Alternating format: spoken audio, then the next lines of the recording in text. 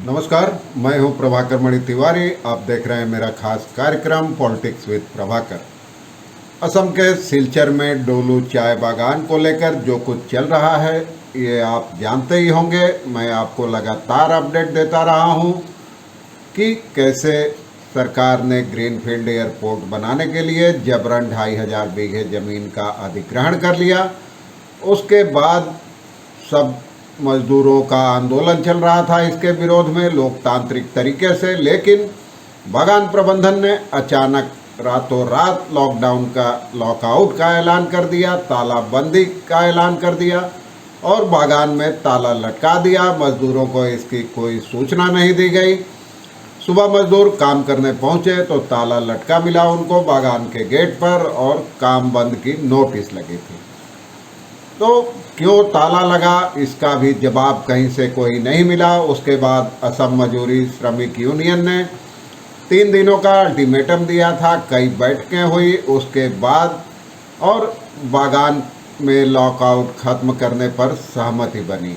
हालांकि इसके लिए प्रबंधन ने मजदूरों से लिखित भरोसा लिया कि वे नाफरमानी नहीं करेंगे और जैसा कहा जाएगा उसी तरह काम करेंगे। इस पूरे मामले में अब 3 दिन बाद भले लॉकआउट खत्म हो गया है, आज से कामकाज शुरू हो गया है, लेकिन 3 प्रमुख यूनियनों INTUC, BMS और C2 की भूमिका एक बार फिर कटघरे में है। इन तीनों यूनियनों ने ही बागान की जमीन के अधिग्रहण के समझौते पर हस्ताक्षर किए थे। लॉकआउट के मामले में भी इनकी भूमिका संदेह के घेरे में है। असम मजदूरी श्रमिक यूनियन के कठोर रवैये के कारण ही आखिर में मजदूरों की जीत हुई और बागान प्रबंधन को ताला खोलना पड़ा। देखिए, आखिर तक रिपोर्ट विस्तार से बताऊंगा। पर्दे के पीछे क्या क्या खेल हुआ, क्यों ताला लगा और क्यों लॉकआउट खत्म करने का फैसला हुआ, बैठक में क्या क्या हुआ, जो बैठकें हुई ताला खोलने के बारे में। जचे तो चैनल को सब्सक्राइब करें, मित्रों परिजनों के साथ शेयर करें और घंटी का निशान दबाना भी मत भूलें। तो चलिए जानते हैं पर्दे के पीछे का खेल।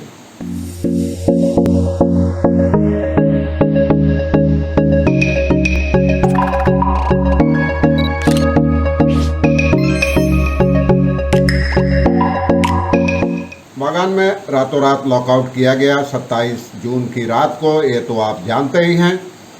अब बागान प्रबंधन, यूनियन और प्रशासन की त्रिपक्षीय बैठक के बाद, मजदूरों से लिखित भरोसा लेने के बाद, लिखित आश्वासन लेने के बाद लॉकआउट खत्म कर दिया गया है और शुक्रवार देर रात इसका फैसला किया गया। शनिवार से बागान में दोबारा कामकाज शुरू हो गया है।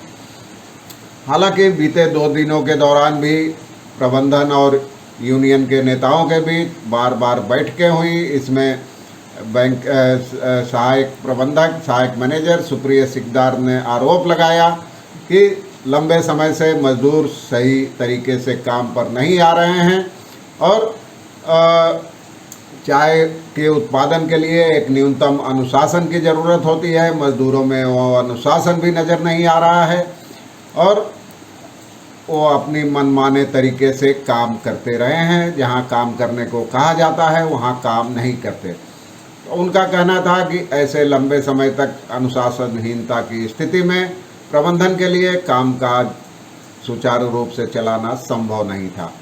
उनके इस आरोप के बाद कछार चाय श्रमिक यूनियन के नेताओं ने 2 दिन तक तमाम पक्षों के साथ बैठक की और उन्होंने साफ कर दिया कि बागान में उत्पादन चालू नहीं रखा गया और अनुशासन के साथ कामकाज नहीं किया गया तो लॉकआउट खोलना संभव नहीं है।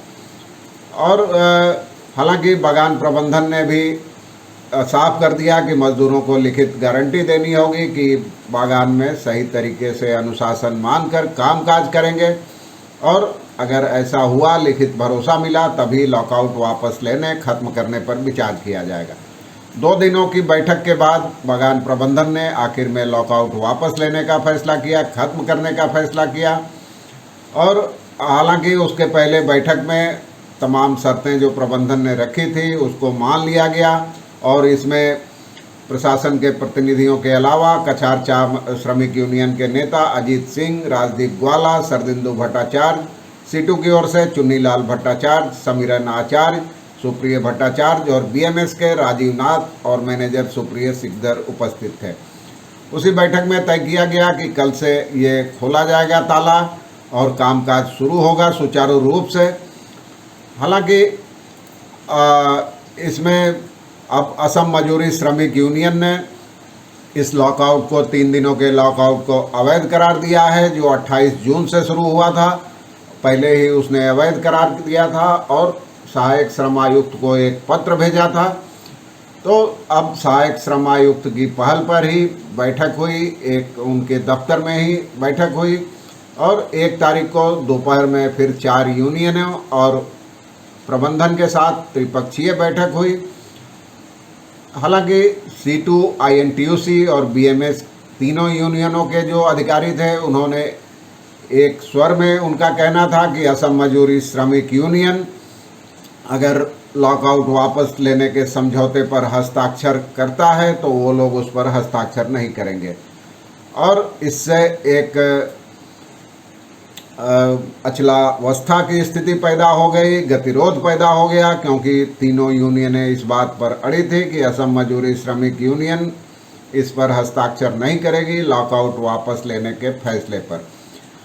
हालांकि इसके लिए फिर असम मजदूरी श्रमिक यूनियन के प्रतिनिधियों ने कहा गतिरोध दूर करने के लिए कि उनकी राय में चूंकि बागान में लॉकआउट का कोई ठोस कारण नहीं था, इसलिए इस लॉकआउट की कोई कानूनी वैधता नहीं है और इसलिए यूनियन ऐसे किसी समझौते पर बागान खोलने के लिए लॉकआउट खत्म करने के समझौते पर हस्ताक्षर करने की इच्छुक नहीं है।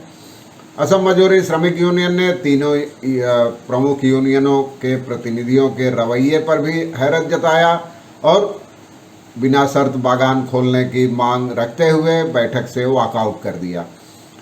असम मजदूरी श्रमिक यूनियन की ओर से बैठक में कुंजलता घटवार, कमलजीत तेली, गौतम ग्वाला, रवीन मिर्धा, वसंती तंतुबाई, बीना घटवार और यूनियन के बागान पंचायत के सदस्य और जिला कमेटी की ओर से अरिंदम देव और प्रदीप नाथ मौजूद थे। असम मजदूरी श्रमिक यूनियन की कछार जिला समिति के अध्यक्ष मृणाल कांति सोम ने बताया कि तीनों यूनियनों का रवैया संदिग्ध है। इस पूरे मामले में इस लॉकआउट लगाने और लॉकआउट खोलने में तीनों यूनियनों का रवैया संदिग्ध है। असम मजदूरी श्रमिक यूनियन का आरोप है कि बागान के मजदूरों पर दबाव बनाने के लिए ही लॉकआउट का नाटक खेला गया था, ताकि वो डर जाएं और आंदोलन से मुंह मोड़ लें। तो लॉकआउट खुल गया, ये अच्छी बात है। मजदूरों को लॉकआउट के 3 दिनों का वेतन भी नहीं मिलेगा, राशन भी नहीं मिलेगा, लेकिन खुल गया क्योंकि आप जानते हैं सिलचर भयानक बाढ़ से जूझ रहा है फिलहाल। उसमें लॉकआउट और एक तो करेला दूजे नीम चढ़े वाली कहावत चरितार्थ कर रहा था।